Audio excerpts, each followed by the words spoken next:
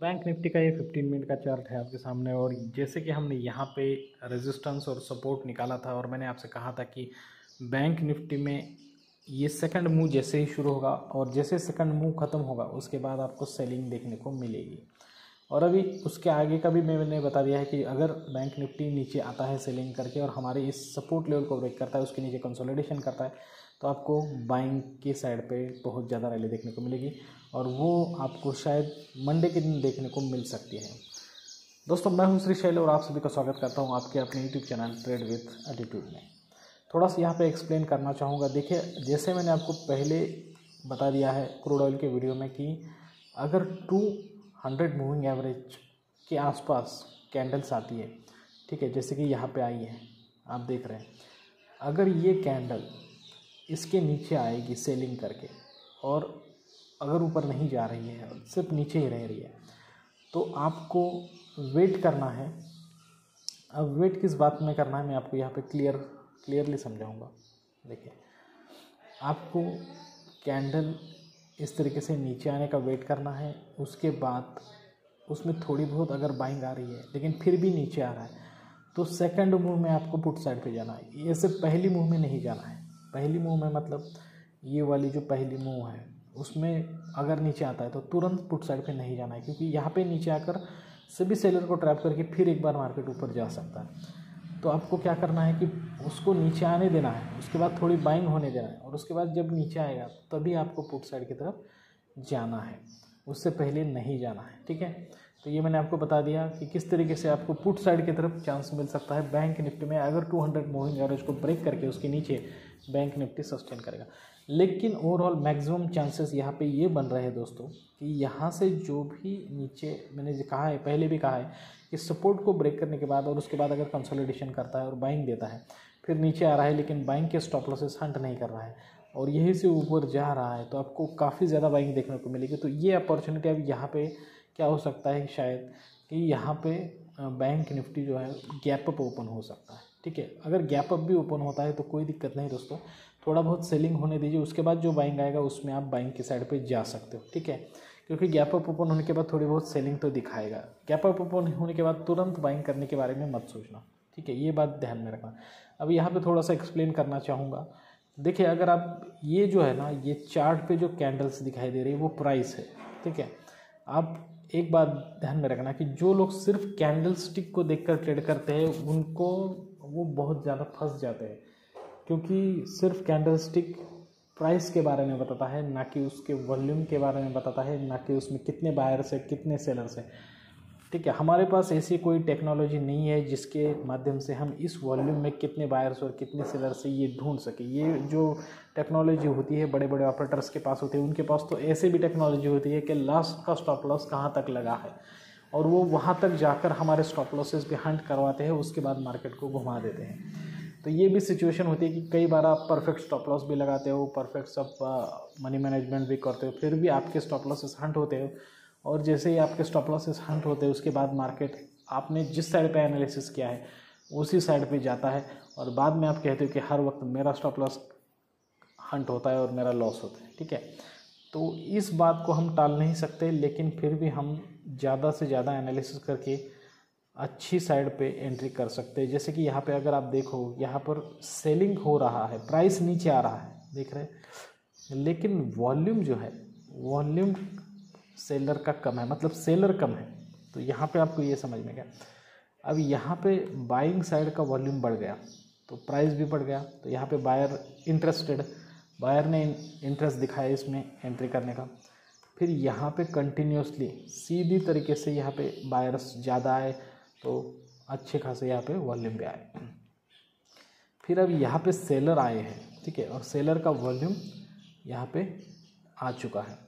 लेकिन फिर भी अगर आप ध्यान से देखो तो ये लास्ट वाली जो कैंडल है उसमें सबसे ज़्यादा वॉल्यूम वाली कैंडल, देखिए रेड कैंडल वॉल्यूम है लेकिन प्राइस जो है वो उतना नीचे नहीं आया है।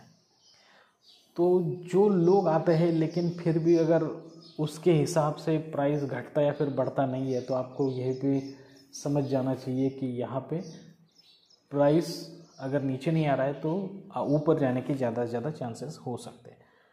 तो अगर समझो यहाँ पे मार्केट इसी लेवल पे ओपन होता है, ठीक है, और ज़रा सा भी यहाँ पे ग्रीन वॉल्यूम दिखाई देगा इस जगह पे, तो आपको आराम से बाइंग साइड पे जाना है, क्योंकि छोटे से वॉल्यूम में भी काफ़ी ज़्यादा बायर आ जाएंगे। पहले ही 15 मिनट में काफ़ी ज़्यादा टारगेट मिल सकता है बैंक निफ्टी में, तो उस हिसाब से लेकिन मार्केट यहाँ पे ओपन होना चाहिए। और बहुत ज़्यादा चांसेस ये होंगे कि मार्केट जो है वो गैप अप हो सकता है, ठीक है।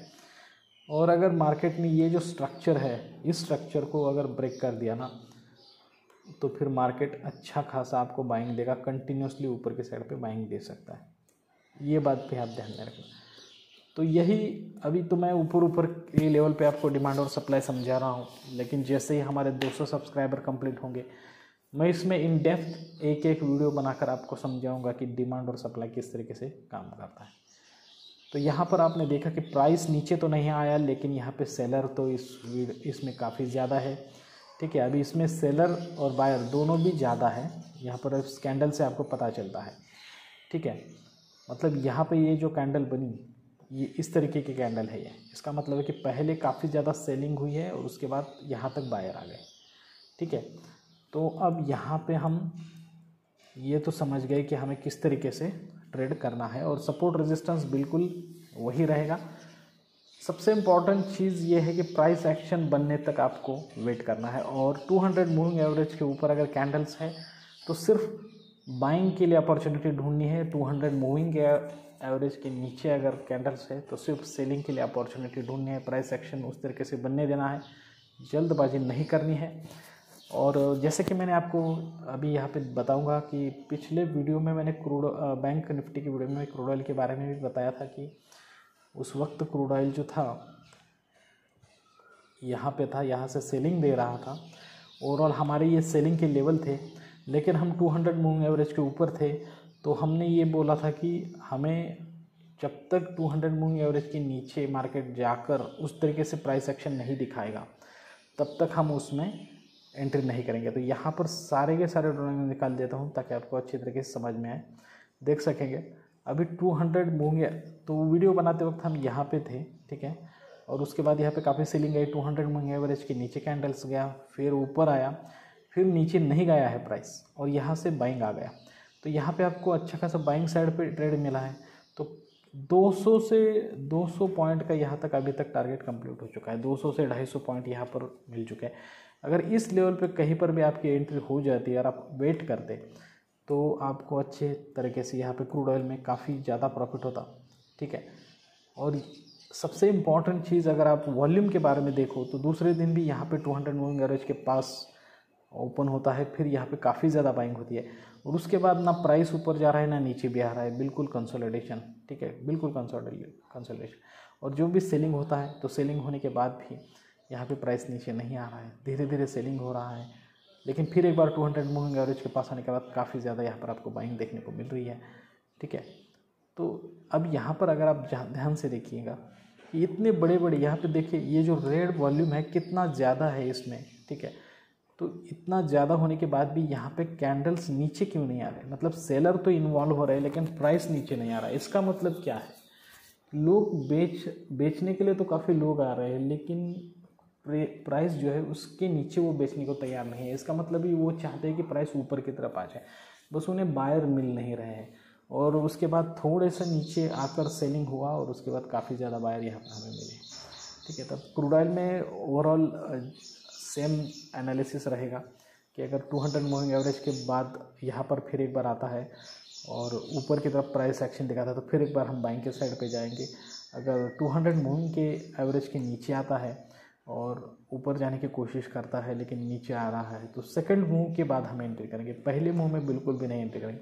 अब ये पेशेंस की बात है, आपको पेशेंस रखना ही पड़ेगा। अगर पेशेंस नहीं रखोगे तो प्रॉफिट नहीं बनाओगे, कैपिटल वाइप आउट हो जाएगा, ठीक है। आपको हर रोज़ ट्रेड लेने की ज़रूरत नहीं है दोस्तों। अगर आप हफ्ते में 1-2 भी ट्रेड लोगे ना क्रूड ऑयल में, और 100-200 पॉइंट बना लोगे फ्यूचर्स में, तो आपके हफ्ते में अगर 200 पॉइंट बनेंगे तो 20,000 रुपये तो ऐसे ही बन जाएंगे। तो इसलिए परफेक्ट एंट्री के बारे में सोचना, यूँ ही हर रोज़ हमें ट्रेड मिलना चाहिए ऐसे मत सोचना, ठीक है। अभी अगर आपको ये वीडियो अच्छा लगा है, इन्फॉर्मेटिव लगा है, तो प्लीज़ हमारे चैनल को लाइक करना, शेयर करना, सब्सक्राइब करना। आज के लिए बस इतना ही दोस्तों। इस तरीके के अच्छे और इन्फॉर्मेटिव वीडियो के साथ आप सभी से जल्दी मुलाकात होगी। तब तक के लिए दीजिए इजाज़त। Thank you very much. Bye bye दोस्तों।